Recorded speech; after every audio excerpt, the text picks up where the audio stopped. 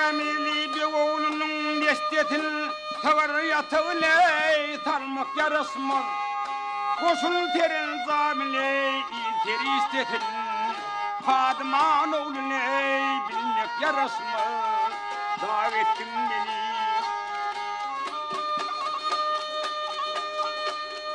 eğer haber alsın ey gepin teyillin dinletin diyeyley zanım öyünlün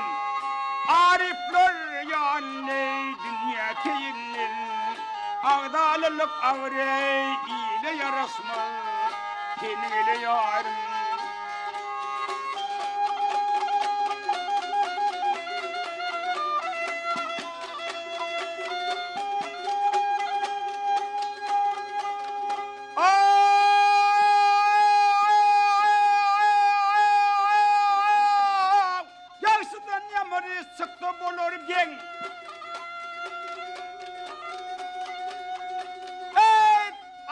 Kimna gayrimmiştine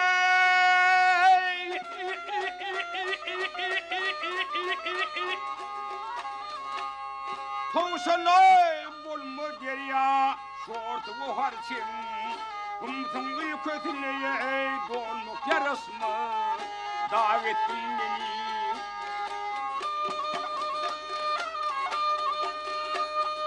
Her bir köyün dürdüre kamil olana Deliliktir duaya yetmek ölene Uçurdu gazarey pile uluna 700 yaşamayın ölmek yarasma davettin beni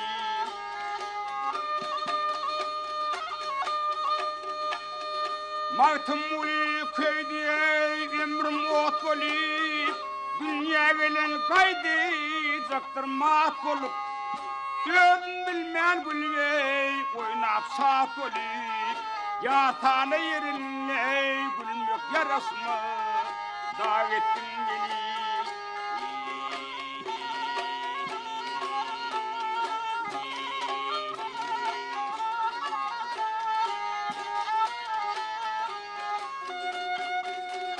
Ey gözüm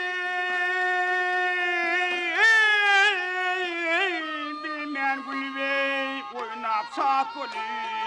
yatağına yerinley gülmek yarasma